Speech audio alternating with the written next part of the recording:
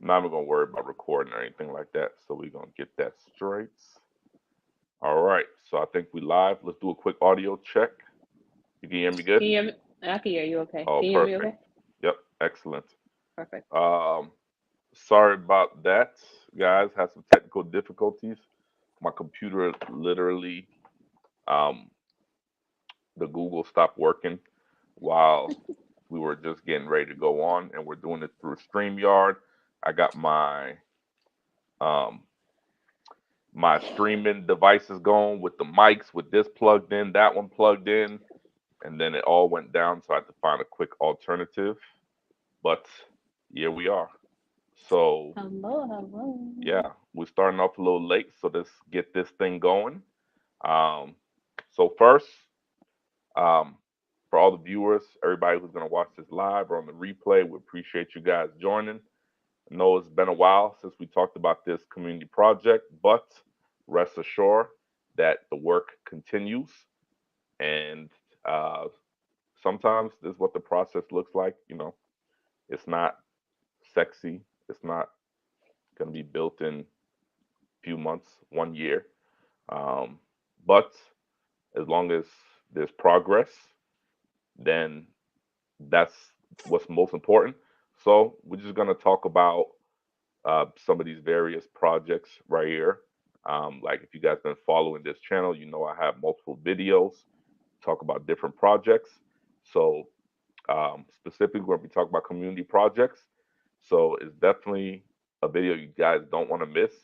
And if you guys know anybody who is investing in Liberia, thinking of going back to Liberia, think of building a house in Liberia, these videos are targeted towards those people. So make sure you share it with everybody that fits the description. So what's going on, Emma? Been a minute. What's up? What's up? So glad to be on. Thanks to your subscribers and those that are watching at this moment. I know it really has been a long time, but you know how it is. Doing getting these videos done and managing businesses is tough. So, but we're glad to be continuing these developments and looking forward to sharing more with your audience. Yep, yep. So the the title of this live stream, Rebuilding Liberia.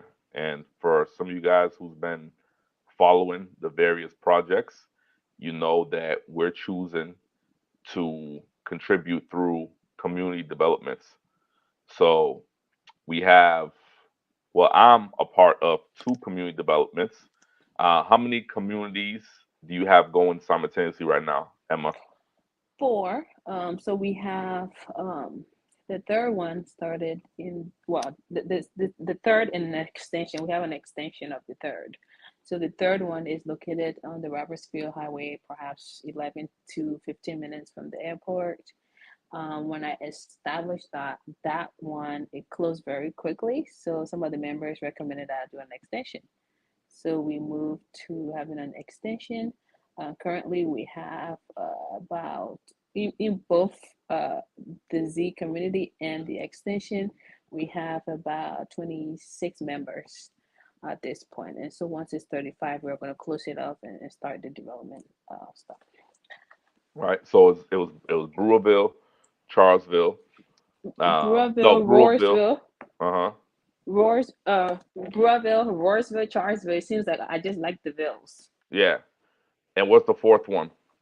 The fourth one is just an extension of the Z community within the Charlesville side. So on the Okay. in the Charlesville area, we have two. Oh, okay. Okay. So you count those as, so that Yeah, extension, is that still considered Z community? yeah. It's called Z Community Extension. Okay. Yeah. Perfect. So since we started with the first one in Brewerville, I completely, absolutely love the concept. And since that time, and actually it's crazy to even think I've only been back to Liberia for, this is like the third year. I think I went in 2021. So it's only been 3 years, but um, just being able to look back and looking at everything from a wider angle, um, a lot really has been done in those 3 years. So, For sure. what would you think the top two most beneficial reasons that somebody might want to be a part of one of these communities? Well, there are several, but since we are talking about two, one is the the structural aspect. So when you go to Liberia specifically, a lot of houses are not zoned. You don't have road connectivity in those areas, and then of course you're doing things by yourself. So you have the structural aspect where collectively as a development, you guys can have houses that are aligned, that are together, that have the same similar shape, is modern. Then you have that zoning structure. And then the second aspect is the collective effort to get things done. So you're not spending by yourself. Instead of fixing a road that's probably like 50,000, 60,000, you're doing this with a group. And the same is applicable for other projects like the water project, the fencing, and the lights, and all of that. And is very important. We are in the diaspora, we see development, and when we go back and not living up to that same standard, it's kind of puzzling a bit. And so, this is why um, these kind of developments help to alleviate that ethnocentric, just by yourself kind of mentality, or just being somewhere you're not really comfortable with being. Right, right. Yeah, those are great points. And actually, I know there's so many different benefits. That's why I just said let's narrow it down to two for time's sake. But honestly, every time now, like, so I've been a part of the community for 3 years. So now when I see other Liberians going through things, right, it just always comes to my mind like, well, that's why we in the community.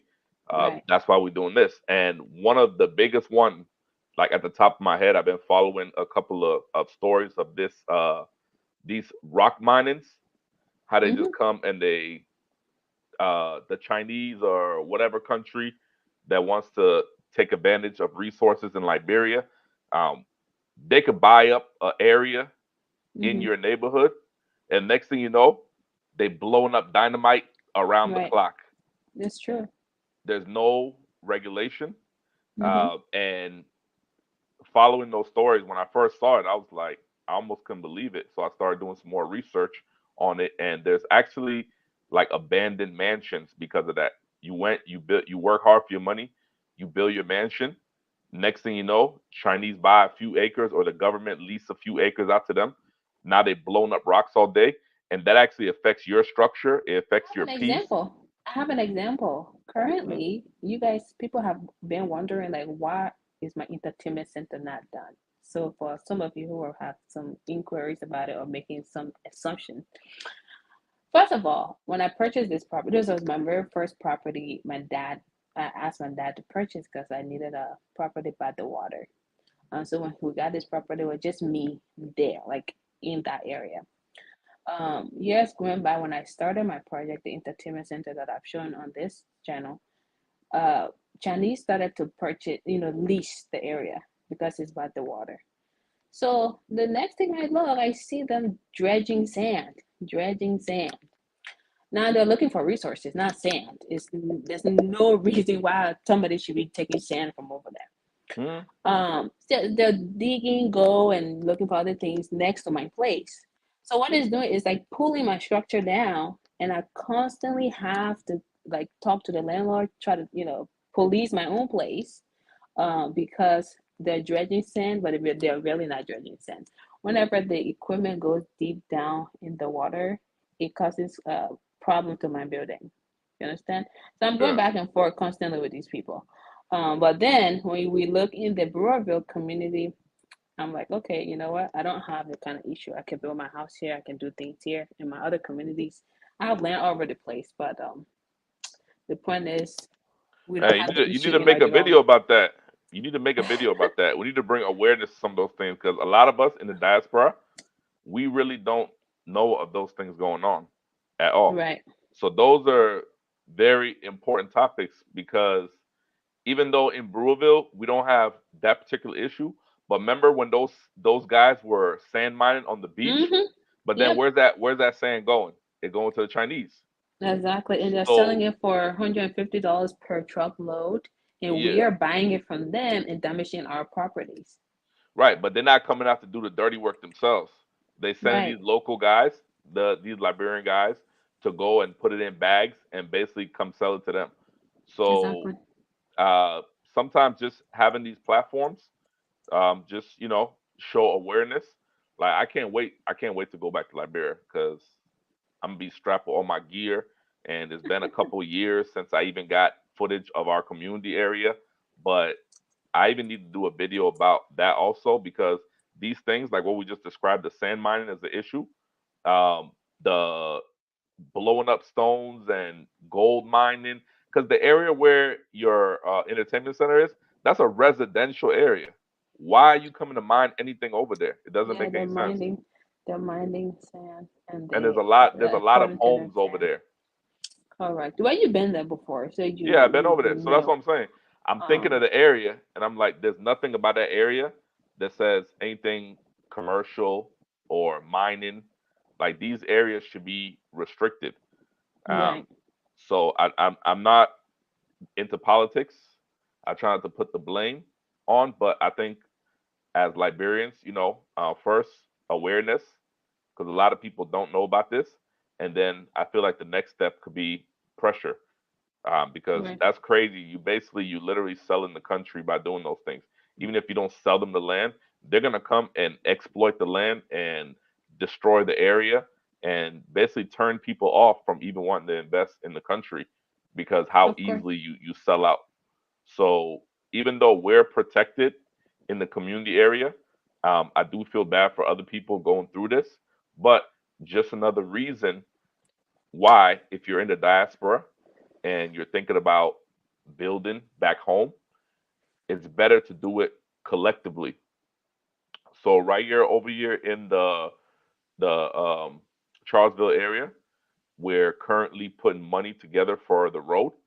And if you guys want to see what these road projects look like, you could check out some of the videos on my channel, which I highlight the road project in Brewville. It's what would you say about the Charlesville and Brewville is a similar kind of length, or the Brewville is longer, the road Just the one in charge was slightly, but not by much. longer? Yeah, it's Okay, so that's a about 1.2.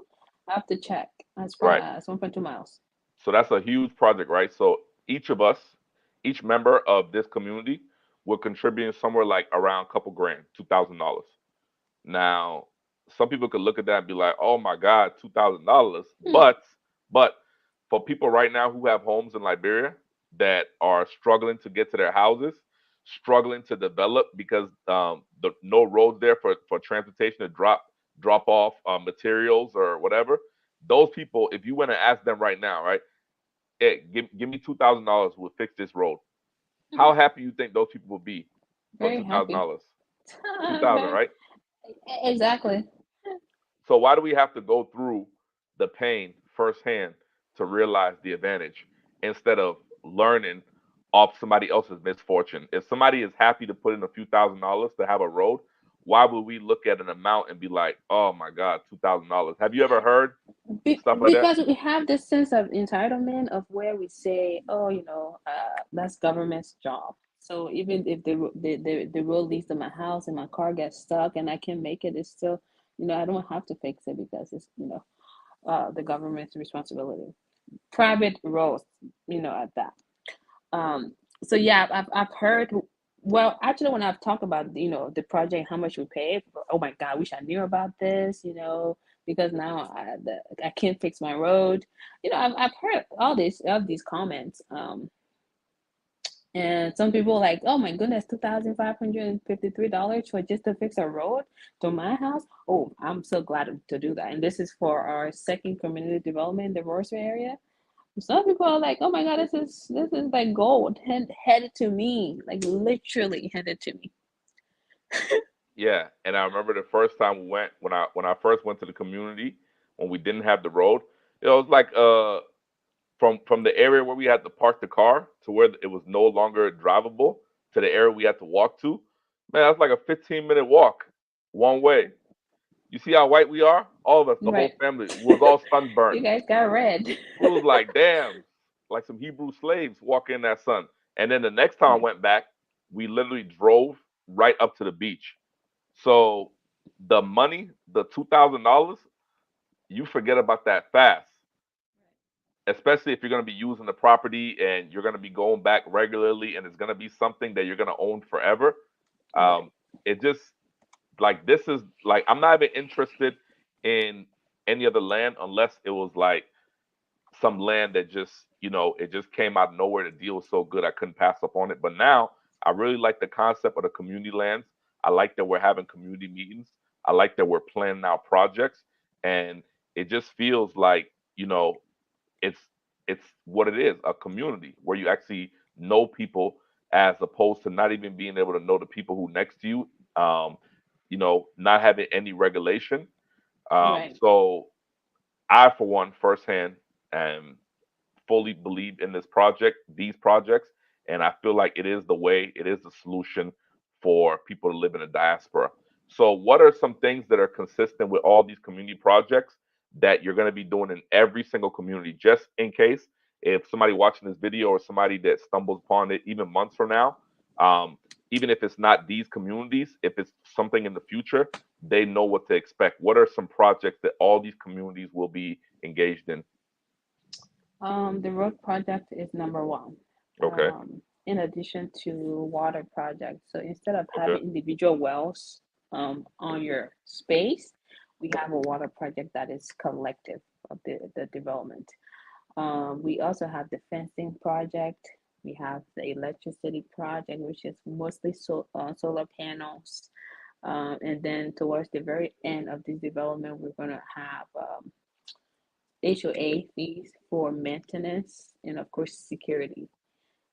But the very first one, the road and the water project are primary things to expect. However, since I started this development, I've actually I reevaluated a few things, and then so moving forward, I intend to do this a little differently from what I've done, and this is more so to have the somebody shared this idea with me. It's not necessarily all of my idea, but to make sure I have the road constructed first. I have the water tower up, then I will sell the space. So instead of buying the land space for $2,000, for example, I'm going to sell it to you for $5,000 because now it's going to include the water, it's going to include the road versus trying to gather everyone before we start the road and or the water project. Kind of, not going to be happening after the extension. Yeah, because you'll be starting at a much further Yeah. place in the project, so that makes sense. But um, something you didn't mention that I'm curious about, are all these communities going to have this area? Like I noticed in both the communities, we bought an area that we're going to use as like a community center. In the Brewerville community, we have a land that we're using for the water tower, but the land is big enough to do other things like host these solar panels. Is that something consistent with all the communities? You're going to be buying a community area?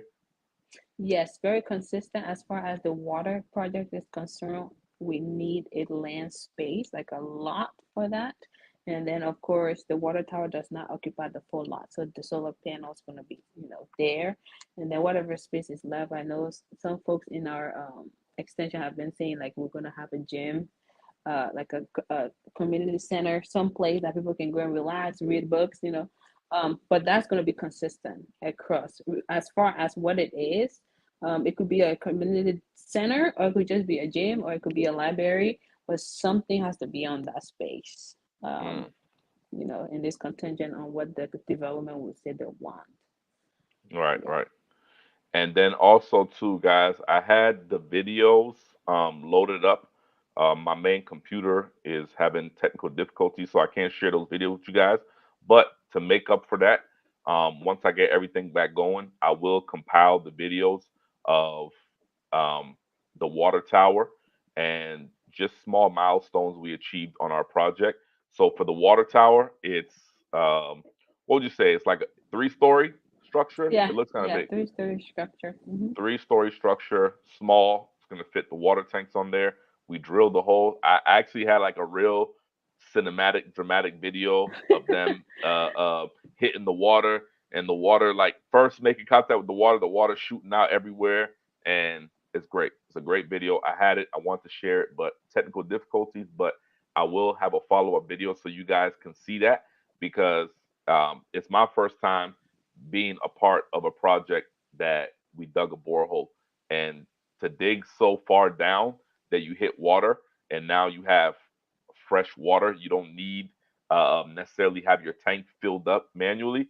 That's a big step. I feel like we shouldn't be doing that in 2024. I think I've seen that a couple times. People load up, people filling those tanks up, and it just looks so crazy. When you live in America and you go back to Africa and you see a truck transferring water from one tank to the other tank, you just like, damn. And then I've seen people climb up on the water tank with a hose before and put the hose like I'm talking about not a regular climb, like risking your life climb. Like you're Right. going up 5 stories, you sticking the water hose inside the tank, and you getting water from like down the street at the well or something. I'm looking around like, what the hell is going on over Yeah. here?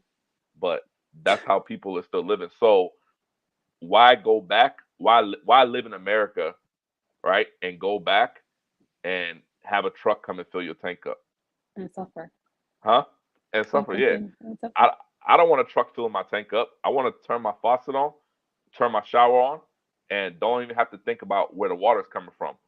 So building this tower, digging this borehole, having this pump over there, that is a huge milestone because now we actually have a couple people who are building their project and they're going to have access to water very easily. They're not going to have to build their own water tower. So, would you say that that money to build the water tower, either you're going to contribute to a community or you're going to build it yourself? And actually, it sounds like when you build it yourself, it's more expensive.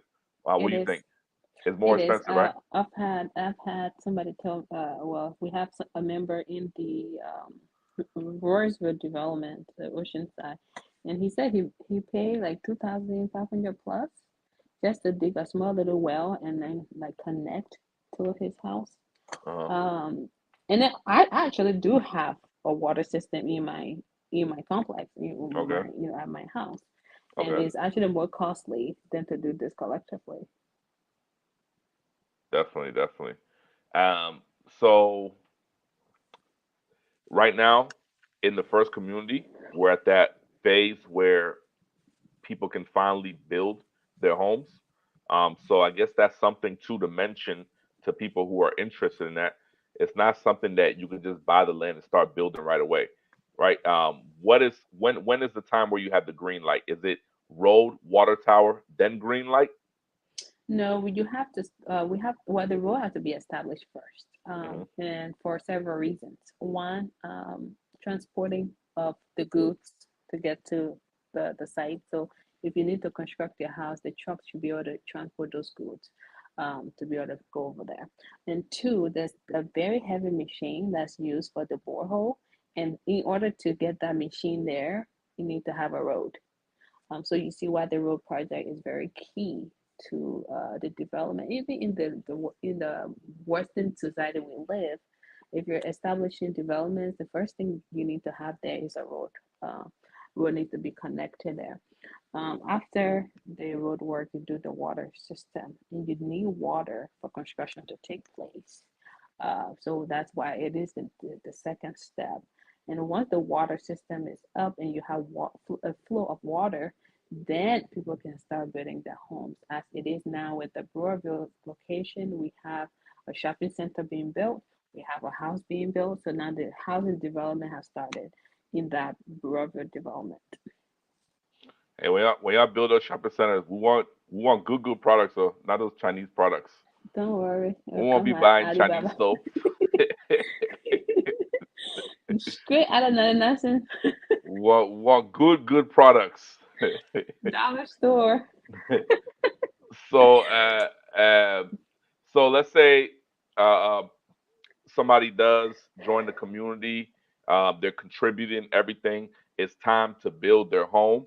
You being experienced in this field of construction, what would you say somebody needs to budget for a decent modern house? Doesn't not anything crazy, one story, the minimum amount somebody should be prepared to spend to build a modern structure. So yeah, so we're talking about 55K. 55K Yes. starting off. Starting off, get it going. I mean, as far as completion, right? Hmm. One story, not two, not so much fancy balconies all over the place, whatever. Um, Reasonable, modern, nice. You can still relax comfortably. That kind of structure. Now, if you want to do two-story, How different. much? What's the minimum for the two We're story? looking at 100,000 plus, because But you have a whole slab that's been casted yeah, and you need a lot of steel rods. And now it's also contingent on the location. A house built by the beach is not going to cost a house that's built away from the beach. Let me tell you right, why. The sea breeze that can impact the steel, the sea breeze that could impact the roofing, the sea breeze that can impact the whole house. So instead of buying two steels, you're not going to double it, right? Because of the location. Instead of using like 28 gauge roofing, now you're going to use probably a decra. You're going to use a different kind of roofing because of the location of where you're building. right, and also to not having a road to your development. Sometimes you might have to add in the truck would just drop the load halfway. Yes. Then those neighborhood guys would just pick it up in the little the rice bag and bring it the rest of the way. Yes. So another thing people don't consider. So let's put this into perspective.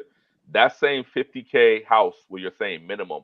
Let's say 5 years ago, what would have been the minimum 5 years ago for that Oh, same 50K house?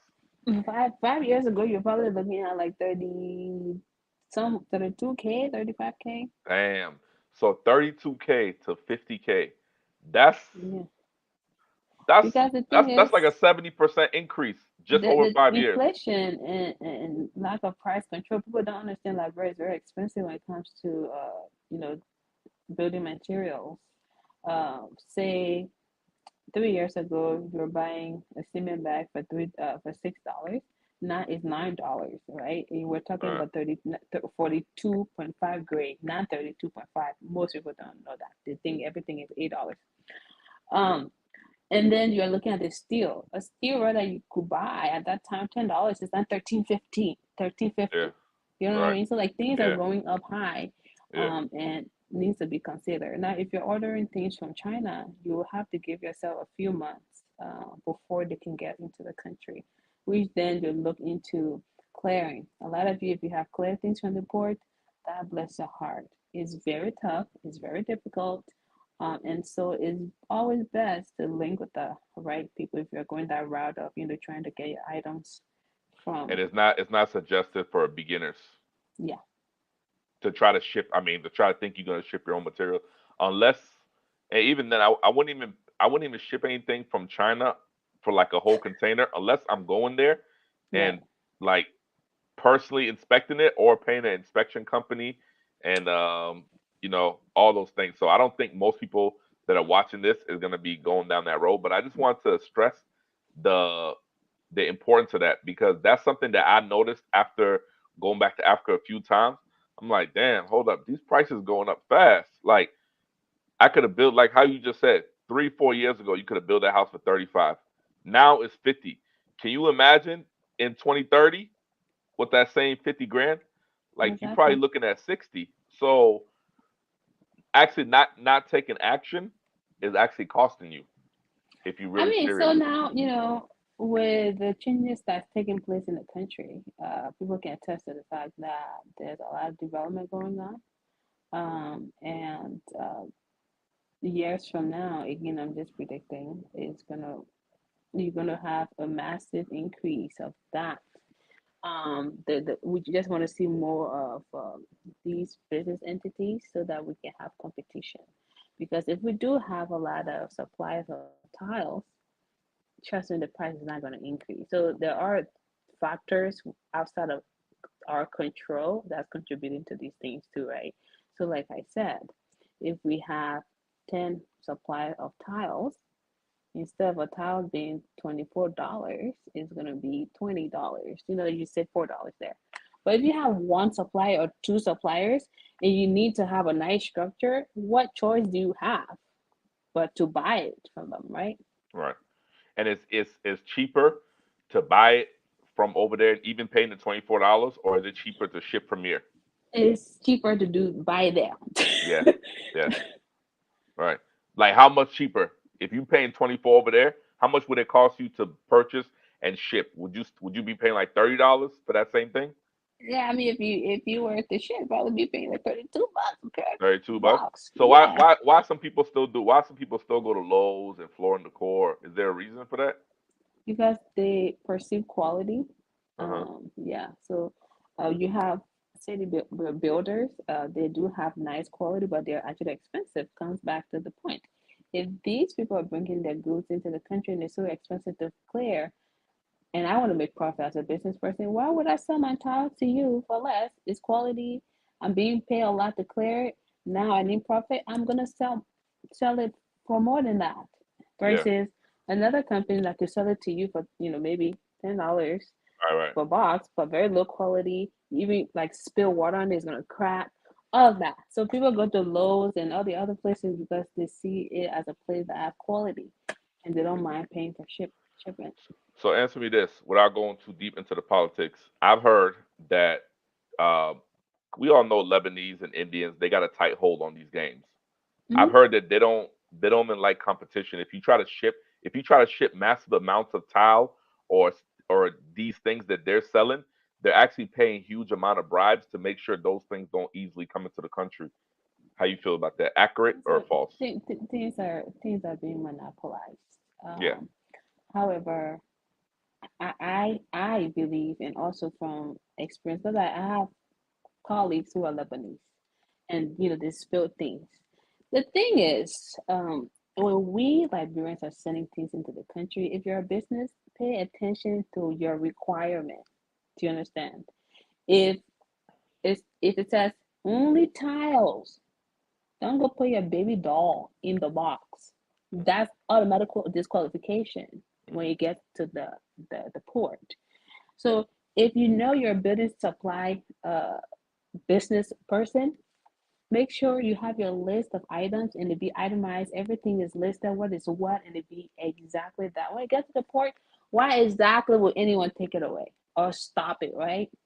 However, I'm not saying that you don't have that on certain commodities like rice, especially rice. But again, if you're talking building materials, that's not the case. You just need to make sure that you have things as they're supposed to be when you're shipping them. Rice is monopolized, so there's a specific supply that I know 100% about that. Right. But other things, just make sure you're following the procedures. Yeah. I definitely think not think, I know there's big money in that game because those same companies I was seeing in Sierra Leone when I came to Liberia, the same companies be there. So I'm like, there's no reason to take this operation from country to country if obviously it's not profitable. Like the same stores, I'm like, what the hell? These people like, I'm sure if you go to like Senegal or I don't know if they're in Ghana, but I'm sure you see those same companies over there as well. Yeah, Um, for sure. so jumping into the business part, what do you think right now is some good opportunities for people? Maybe somebody who does want to invest in Liberia. What are some good opportunities to be involved in right now? I mean, agriculture is always good. Um, Agriculture, but more defined, things that you can actually export. Because the bulk of your money is actually outside, to be quite honest. I mean, the remittances in Liberia is like within the last 2 years, it was roughly around 600 million that is sent to the country from the diaspora, from us, people sending money to the country all the time. So I know that money is there, right? But if you want to benefit as a business person, I'm not talking about like a couple of $1,000 profit. You need to be able to export out. And that's what I when I talk about agriculture. You have a lot of countries that are lacking in products. You should be able to have a sustainable business that you can send out your goods to other countries to make your money. That's one. So you look into agriculture. Now, those neighboring countries or countries far away? You have neighboring countries like Sierra Leone, right? You also have a country like Ivory Coast. Ivory Coast actually do take a lot of products in to the area. Um, as far as like a country like Italy, very they're very good in trying to get products like pineapple into the country. So if they have a supplier and you can make a good deal, kind of do your research, you can supply them. So looking into agriculture, you have to see like what the neighboring countries need. Okay, you have to do your need assessment, then you start your production. Mm. So that's one that works. I know a lot of people want to do this building material stuff, but they don't understand the market. There's a need for it, but you have to understand the market. Are they trying to bring building materials from the States in there or what? They try to do this from Turkey and China. Mm. People try to do this from Turkey and China. Turkey is good as far as quality and the goods, but again, the clearing aspect, people need to study that before they start sending things back home. And do you need a connection? Do you need a connection with somebody who works at the port in order to achieve that success? It's always a smart idea. Yeah, because we all know how that country operate. So, But aside from that, the thing is still is applicable to Ghana, is applicable to Sierra Leone. hmm You need connection. Stefan, if you have a master's degree, I have a master's degree, I have connection to the boss, who's gonna get hired? Me. hmm Because there's some level, I mean, that's just the world we live, even in the great United States. Um, you don't necessarily have to have known the person for years, but you can still establish connection. Hey, I'm so and so, I do so and so business, da da da. I would like to connect. It's not a hard thing to do.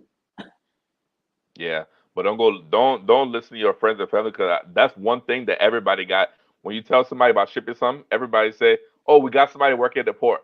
Oh, we Yeah, got somebody working there." I heard that like 20 times. I'm like, damn, do everybody know the same person or is it they like don't. They different don't people? have. They They don't know know about of it. somebody, They and they just perhaps even they just if they want you to send do, that. yeah, even if they do know somebody, the person is not a clearing agent.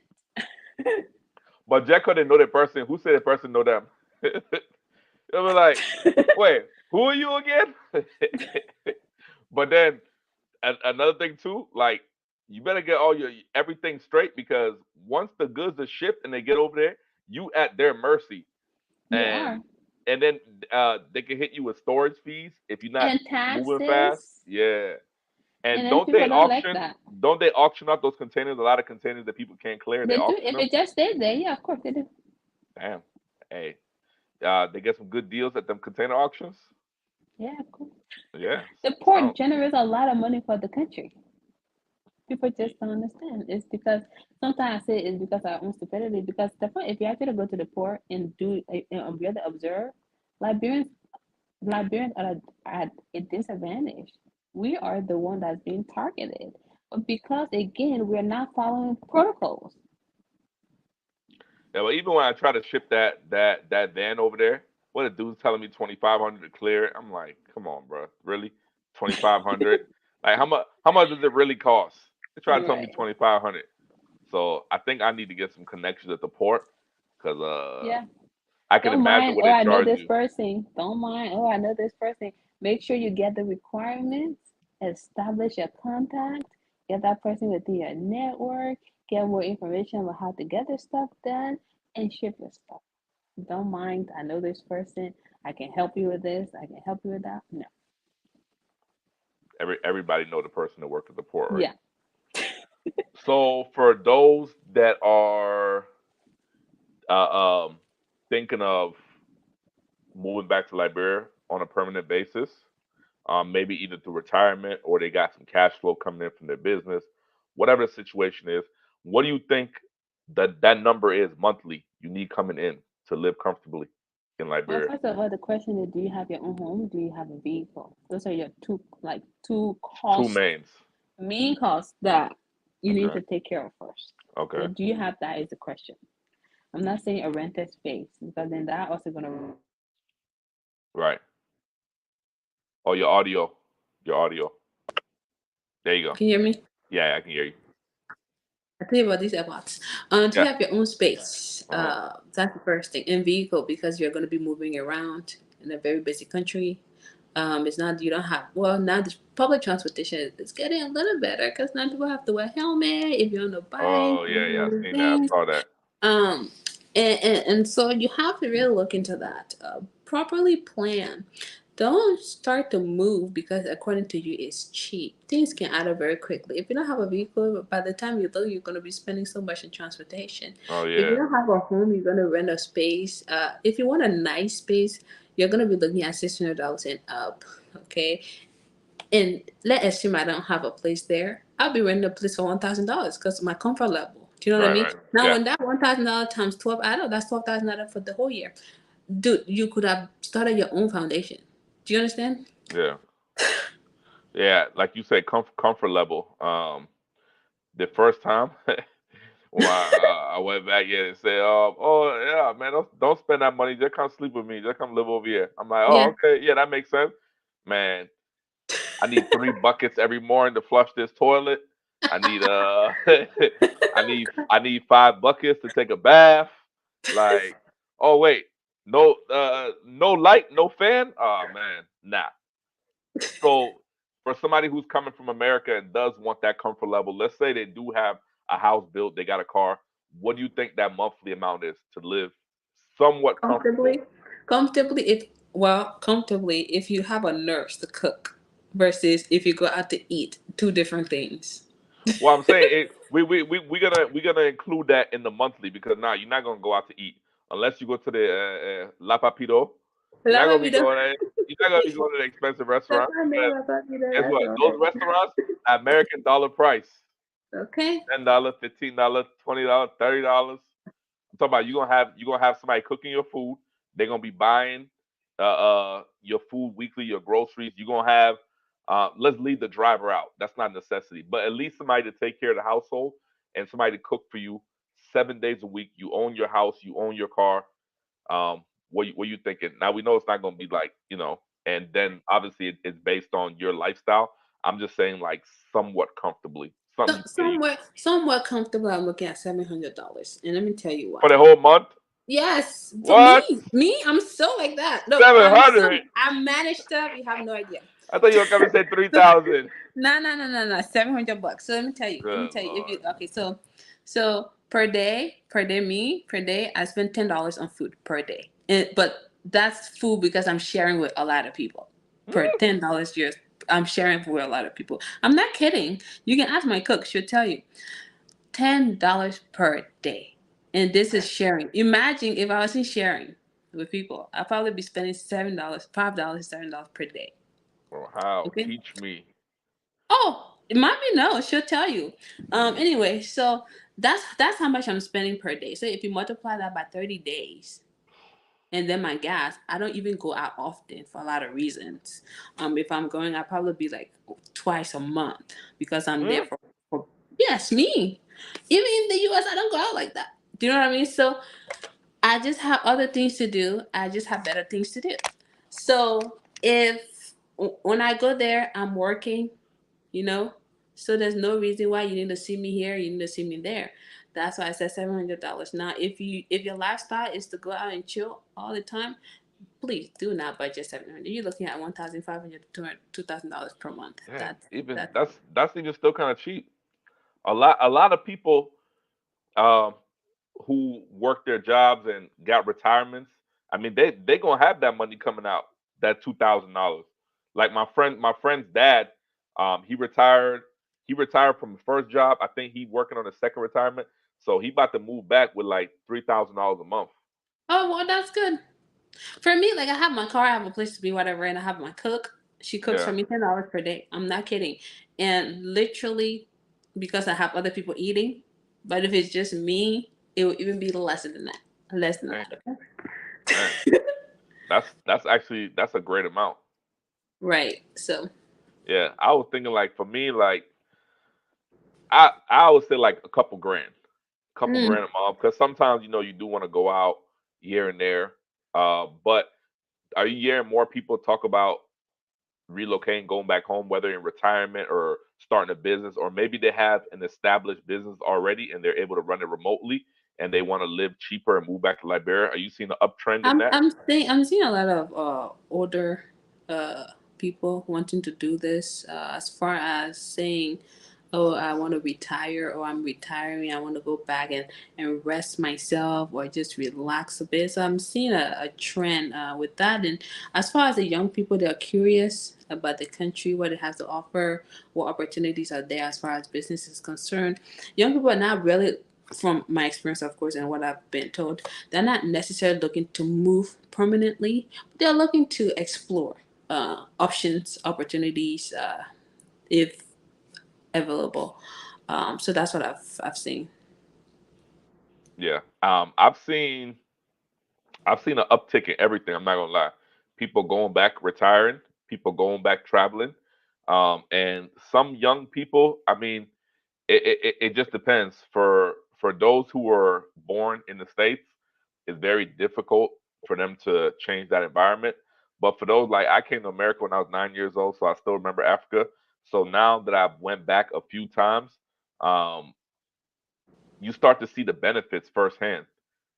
And I'm not gonna lie, I think about.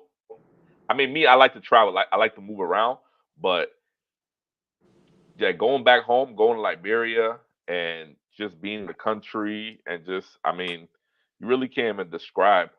Um, you know, I think about going back all the time, and I think that one day, um, well, not one day. I'm already tired of America, but I feel like um, stuff is getting harder over here. Not just the economy. Uh, I think that COVID really destroyed mental health because people are like off the chain now, Yeah. especially if you live like uh, in these big cities that are predominantly African Americans, Texas, Georgia, all those things. Like you never know what the next person's gonna do because it's just the mental illness is just so unstable. So, I mean, you get pros and cons on both sides, but when it comes to the economy side, I don't really see how people are gonna like if you're not making at least 100K in the next 5 years. Like I don't know, unless you live in like Arkansas or something. I just Oh don't see yeah, how people make exactly, it, huh? exactly. Unless you live in the middle of nowhere. Yeah, so that's why I was asking you going back to that where I say if you got 3 grand in Liberia, you're not balling, but you doing good, right? 3 grand a month. If you Yeah, got your own no, house, you you're got your own balling. car, you No, you're doing good, balling. right? No, no, no, no, But you're what balling. you say you balling? Oh Yes. nah. With but, your house and but a car, you're balling. oh shit. But what can you do with that 3 grand in America? Well, I mean, yeah, that's what I mean. But like in the U.S., nothing. That's why I say you're balling if you go back home. But Bro, now you just see that they changed it. Now they saying that owning a house is not the American dream anymore. Did you see that? I was reading. There was this article. Oh, I think she went offline. So yeah, there's this article that it was like the American dream is not owning a house anymore. Why? Because people don't consider property tax. They don't consider insurance. If you don't own 20% equity in your home, they don't consider PMI, HOA. Like all these things add up. Like for my house, I'm paying like over $5,000 property tax a year, and that's cheap compared to other places. I don't know if you went in, if you heard what I said. no, I heard you. Yeah. So like when people came from Africa, right? They say, okay, American dream. First thing people think of owning a home, but now it's like the the amount for the house compared to the amount you're getting paid and adding on like your insurance, your HOA, your property tax, your PMI, your maintenance costs, it's like you pretty much working just to take care of the house. The And house, that's yeah. a house you don't even own because if any time in that 30-year mortgage anything happens where you miss a few months, you done. Thank you. I'm glad you said that because a lot of people do have misconception that oh you're paying it every month and it's yours. No, it's not. It's just a vehicle. You miss your payment and tow your car.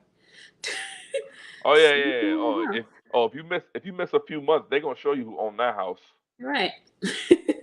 Yeah. So, So I I'm mean, I'm just so I'm just like I don't see how people I don't know. I don't like I try not to be a pessimist, but when I like add up the numbers and I be seeing like little articles, they be trying to pitch it to me like how uh um a huge percentage of Americans can't afford homes anymore. So that's what made me think of those numbers. I said I'm gonna ask Emma what she thinks you need to live on monthly, and I'm glad you gave a frugal number that people can actually relate to because you say $700.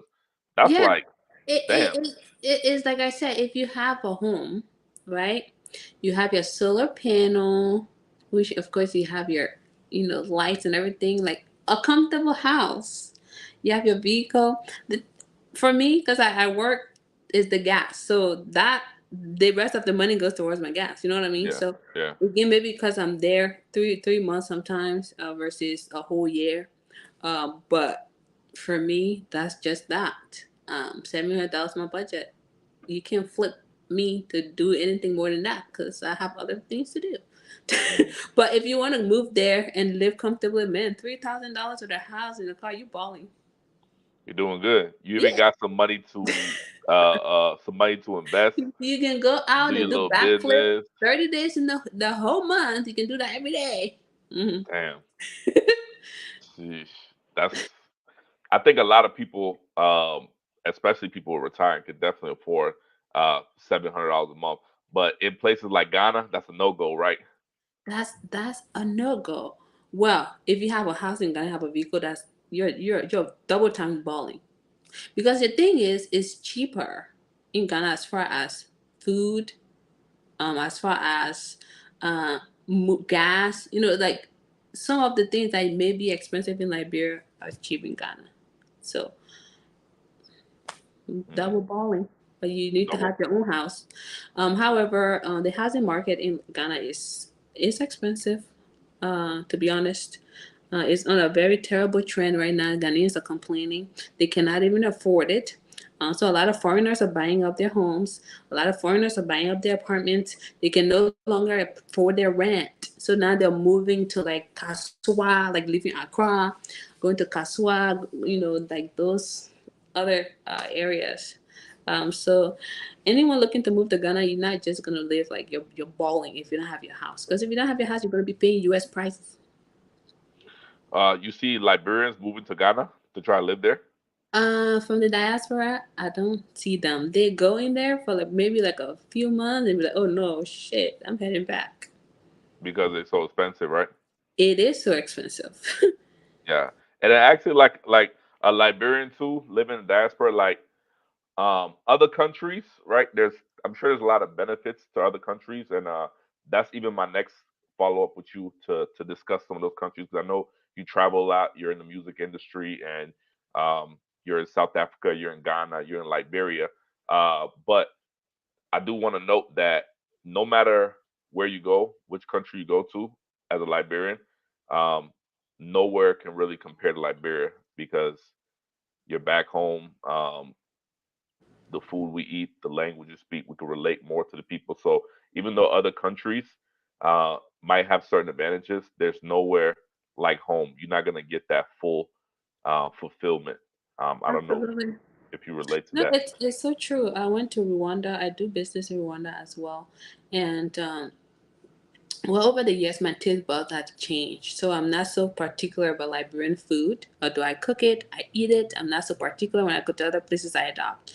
Now, if I was like very particular about Liberian food, I can never live in Rwanda because they don't cook spice.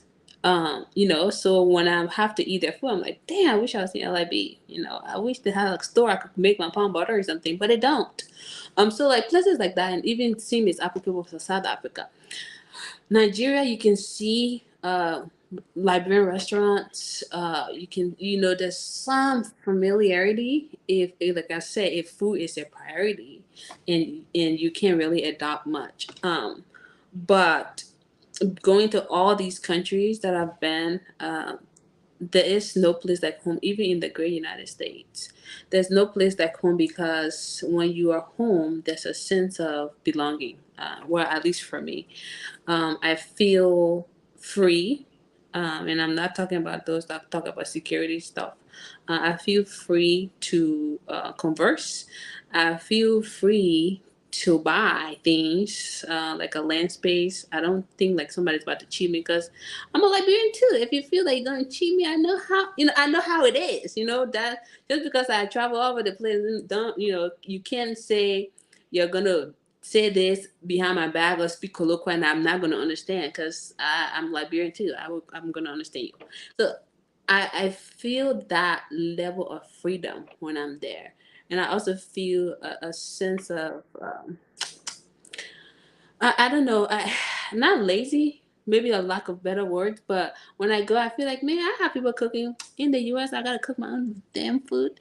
I have people cleaning. I have to do my own laundry. You know what I mean? So these things, I'm excited about. I mean, you probably can have this. You can probably have the same in the U.S. here, but I can get a cleaner in my house to clean, but I can't get a Liberian cook in my house to clean to cook my food. So those type of You things. talk about in America, you can't get a Liberian cook. I don't want a Liberian cook to come to my house because I can cook myself. But But I would what about in rather Liberia? not do it. Yes. In Liberia, do you cook yourself? No, I don't. I rarely cook myself because I have my cook. So the Yeah, advantage of yeah, doing that is I'm okay with just doing that there. I just don't feel comfortable anyone coming to my house to cook here. right. So what's a good salary in Liberia for your cook when you pay them monthly? Oh God, I don't pay Monday. I pay her weekly. So what's a good what's I pay her $80, and I pay her more money than anyone else. damn bowling? She be cooking the hell out that cassava leaf for that $80. Sheesh, That's hilarious. $80. So what's for us non-ballers? What we paying monthly for a cook? I know some people try to pay my cook. I've given her to some people to whatever. She's like, Emma, you always pay me more money. I said, cause they don't know you. The food in the stomach is supposed to be protected. It's just common sense. So people try to pay her $5 a day. I'm like, no, no, no, no, no. Wait, $5 a day. Times seven. That's About 35 bucks. that's like $140 a month, right? Yeah, So if I'm paying somebody $80 a day, you better believe my food gonna be right. protected. I better be licking that pump butter off the spoon. But what's average? Okay, so 140 too low. What's average that somebody So would people take? try to do 150 a month. Okay, people who are nice. Yeah, Okay, but then you get people say, oh, I made $70 or $80 per month. I'm like, huh? that's that's low. And that's them just cooking and leaving. They're not Just doing cooking nothing and else. leaving. Not just no. That's cooking. That's Hmm. cleaning. That's the bathroom. That's clothes. Some people try Oh, to okay, make these okay, people like, I'm okay. like, oh no, that's crazy. For me, my cook be like, damn, my boy let it cleaning. I'm like, you're not my slave. I'm clean. I'm gonna clean my house when I can. But the food, I'm just not gonna cook because I'm here to relax myself. As far as cleaning, because I love to clean. You know what I mean? So Yeah. I do that myself. But I'm glad you say that too. Like you just said, you're not my slave. Like I feel like a lot of people, because I had that mentality too. Like I'm not about to come from America. I feel like I got some money in my pocket just to treat people who don't have nothing like crap. Right. But I see a lot of people. Like I know we know the I know you got homeboys that are Lebanese. So I'm not gonna say all of them. Don't Not all of don't them. don't mark me. But some of them be mistreating the Most of people from the them, country. actually. Most of them. But would you not say that some Liberians too come from the diaspora and go back and actually look to take advantage of people like how you just said you come from America, you want to get somebody $70 a whole month to cook for you. People Yeah, do that. people do that all the time. And then they ask for things that they would never ask for in the US. Never. Let me give you an example. You're paying somebody $70 and you tell them, "Oh, clean my toilet. Oh, go to the store. Oh, cook for me and wait for me till midnight when this person's supposed to go home." Hello. Damn. All So for so $100 for so the month. we leave from here being satisfied with what we do here, and then we go home and treat people poorly. Yeah, that's the one part I really didn't understand. Cause when I go back home, I'm like, taking stuff back, trying to give to people. Like now, we don't even donate anything. to Salvation Army. Honestly, I put that stuff in like I'll keep it in my attic. Like, nah, I'm gonna ship that back home to give to people. So when I go back, I'm looking more to help my people that are unfortunate. But I see some people are looking to go back and pay people like 70, $80 a Hmm. month to do all this and that. So I think that's part of the mindset shifting that's going on because I think that's what's happening in Liberia right now. It's a mindset shift, beginning with people actually starting to go back and try to develop. But these are things that people don't talk about, like how you treat the local Liberians, How because you treat people is very important. At the end of the day, you have people first before you have money, before you have material things. So people often ask, how do I have committed staff? Because they are my family. I treat people like I would like to be treated. So lately, though, I've told my staff, if somebody wants to work with you, I'm going to charge them for you. I'm going to charge them what I pay you. They're going to pay you exactly that. You know what I mean? So you don't leave here. Let's say if you were to have a cleaner at your house, well, I have a service when I live in Oregon. I had a service. I was paying like $30, per 2 hours to clean. Okay, which my place, you only need 30 minutes to clean, but that's just how they set it up. If you're gonna do that, go back home and pay someone $30 to clean for 2 hours. Don't pay them $30 and tell them to stay at your house till 12 a.m. right, mindset shift. So for anybody watching this, a lot of people who are maybe do go back here and there, but they don't really think about those things. That's something you guys want to be mindful of and be sensitive to that. Just because people over there they don't have much, and maybe they might not have no other options, so they'll take that $30, but they're not doing it gladly. And if what the service is really worth, then I'd rather just bless that person, even if it's a blessing, than to try to mistreat them because I know they don't have options. So great things that people don't usually talk about. So we about to wrap this up, but let me ask you one more question about your travels around. What are some things you see that are working in other countries that you think Liberia needs to implement? Liberian from the diaspora or just Liberians in general? No, Liberia, the country. Hmm. Ah, my goodness. Where do I start? Hmm. Okay. So I would like to say people need to be more honest, right? But then I think about the survival aspect of things. People are desperate when they feel like they need to survive. If you see a desperate lion that's hungry, are you gonna put like all your food in front of that lion? They're gonna eat all of it, right? If you People are desperate in the country, they don't have things going on from them. Why would you send somebody $5,000 if they don't have food to eat? They're gonna buy food to eat. Okay, so as much as I would like to say people need to be honest to help contribute to the society, I'm also looking at the other aspect of life. Do you understand? I think collectively we have to be patriots of our country, and this comes this uh just okay. So when I mean patriots, you don't talk negatively about your country. Okay, you can state these are the reason this is happening, right? But to discourage people, you're being negative. When somebody is there to assess, to develop, to go out and encourage others to come and develop, being a negative person does play a key role to that person's decision, right? So, for example, Stefan, you have a friend who wants to go to Liberia to do an assessment. Then they go there to Liberia and say, this place is too bad. Don't ever come here. I'd rather you go to Ghana and Nigeria and go do business there and all that. If a Liberian is telling me that, why would I want to go back? Do you understand? So we have this negative energy in both diaspora and Liberia that we need to reduce a bit and be patriotic about the country. Okay, you can still love your country, and you can still see disparities. You can still see things that you don't like within your country, but you can still give an uplifting message. Okay, you can say, well, it's nice that you would like to invest. give positive and say be cautious of these. But you don't have to say these are all very terrible. Don't comment. Don't do this. You know what I mean? You can shape your language a bit. Be encouraging. Be optimistic. Be realistic, but in a positive way. Okay. Librarians need to do that there. Yep. And that I've from firsthand experience, yeah.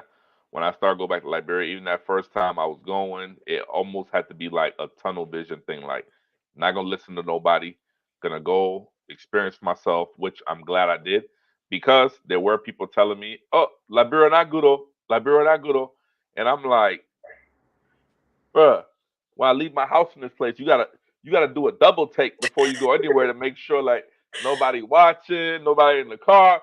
So they're like, Liberia not good. I'm like, bruh, how long you been in where you live in America? Like, Okay. fam. 'Cause over here, you gotta before you get out your car, you better look around a couple times before you get in there. Before you go to sleep, you better set your alarm. So I mean, when they say Liberia not good, yeah. But I'm starting to see a change. I'm starting Yeah, to see but a when you change. say Liberia isn't good, you need to stop comparing Liberia to the United States. Right, I, exactly. I think that's another problem that we have in the diaspora. We compare this third world country to the United States, which is actually not the greatest country as far as so many other things. But you cannot compare this country to Liberia. When you go there, just keep an open mind. Right. And a lot of them probably left Liberia 30 years ago. And because they have that 30 years ago memories there, now they tell others, oh, don't go back to that country. Not go. I was there for 30 years ago, and it was this and that. And in 2024, it's still the same. I'm like, But do you think they try to discourage you because if you have some success, it points the finger back at them to why they're making excuses? let me give you an example. Roderick and Jackie. I've interviewed them on my channel. Prior to going to Liberia, a lot of people in Minnesota told them, don't go, don't go, don't go, don't go. They went there, they saw their land, they fell in love, they're doing projects. These same people are like this. Hmm. Mm. And then they said, oh, when you start building your house, we're going to go now back to our country and see what we can build. Oh, so you need a foreign person to go there when you've already discouraged them and they're back to tell you they're developing. And when they're done developing, then you'll go back to your country to develop. Make it make sense. And we have one in Brewerville, which I had the videos to share. But like I said, I'll do a follow up video, update video, so I can share those. We do have a African American lady in our community, and she's almost completed with her house, Yep. and she's very happy with the area. And we're Yep. all very happy that we have an African American in our community developing. So a lot of us saying Liberia not a good Liberia. You got people that come from America who never been to Liberia. They're going over there with development plans. Yep. And they've actually started development. Natasha house is on roofing level. She is about to be roofed, okay? Yeah. When she goes back, she's gonna stay in her house. And that's a And two story. she has a balcony up there, yes. Oh, it's a So yeah, balcony. Okay, okay, the okay. balcony up there so she can see the nice ocean. Oh, she can see the Enjoy ocean the from there nice too. Liberia. Yeah. And she's gonna benefit because look, that area is on the up and coming. I also had I downloaded one of your videos when you went back last time Hmm. where you showed the new developments on the right side of that road. Yes. They Yes. got a bunch of houses over there Oh now. yeah, Imana told me that the buildings over there are coming up so fast. So look at that. Just in a few short years. And also too, I feel like, well, I know for sure because I follow a lot of people doing projects and all that stuff. And even though they don't somebody might come over there, they don't give you credit, but they know why they're interested in that area because they know also, okay, these people, they're watching. A lot of people are watchers, which is fine. You don't have to come on here and showcase what you're doing.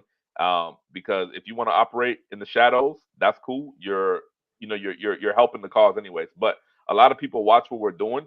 They buy land in these areas, maybe not inside the Oh yeah. community, but outside, because they know we have projects going on.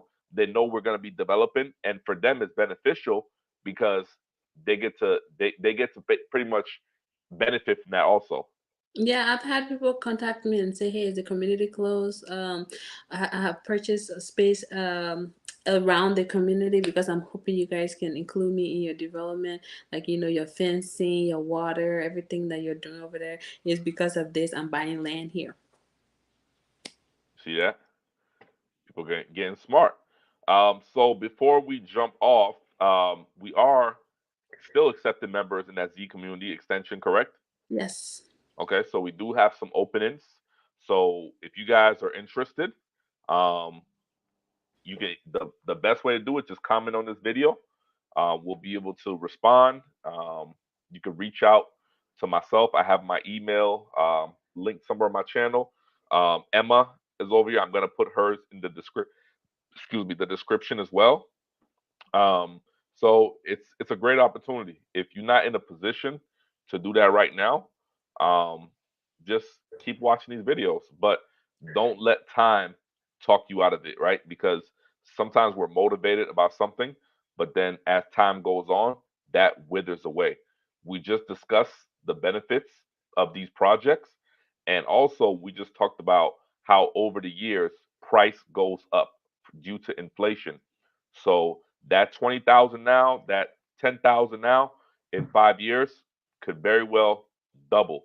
So by you waiting on the sidelines too long, it actually does have a cost associated to that, and you don't have to build your whole house overnight.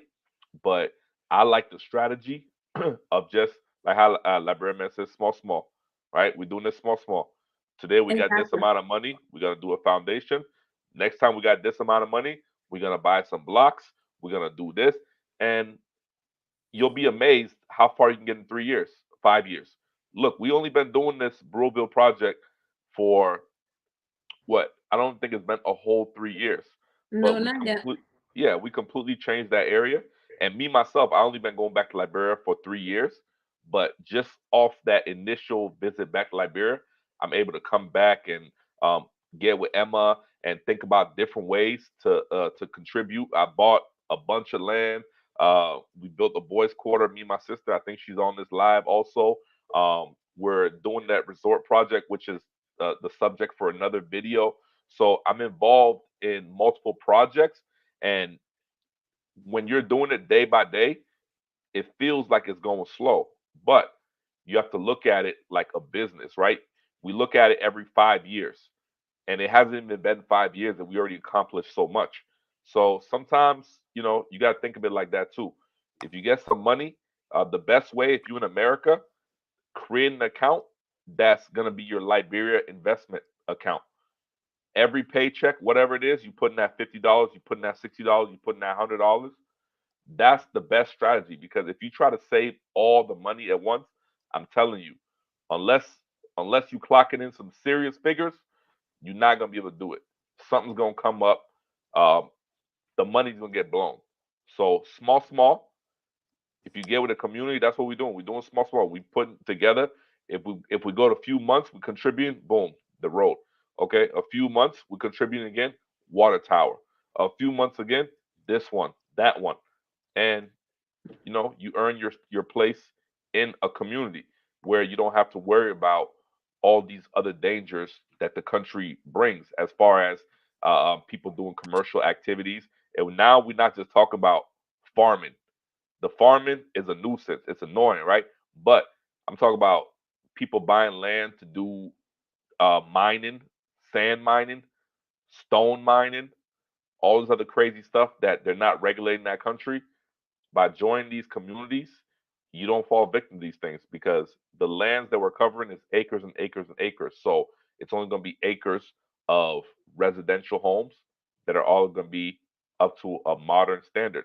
So for me, I'm really not too interested in buying land outside of the community concept, because I see all the benefit it brings. So if you guys watching or know somebody who is thinking about investing in Liberia, they want to reach out to either one of us, ask some questions, get a clear idea of what it is that's going on. We'll be more than happy to jump on a call with you or start an email thread with you to break it down as far as costs and just all the information you would need to know. So that's why we come out here. We make these videos. I had some videos to share with you guys, but again, I apologize due to technical difficulties, but I'll make sure I have a follow-up video where I can post those videos I was going to show to you guys, for some of you guys who are more visual. You can see exactly what it is we're talking about. And Emma, man, I think we got to get manual. We got to get manual. Either a camera or a phone with a better camera. Cause damn, the videos are like Shaky. they're 480. Right. Shaky, shaky, shaky. We're gonna get manual a regular camera when you buy an expensive phone. Well, actually, but Emmanuel's good with his phone, right? Emmanuel's Yes. good with his phone. Yeah. Man, I need to invest in a good phone for Emmanuel. Those videos were 480, but we can still get a you can still see what's going on. So I'm gonna make sure I share with everybody. So before we leave tonight, if there's any final words, um, drop it. You got it.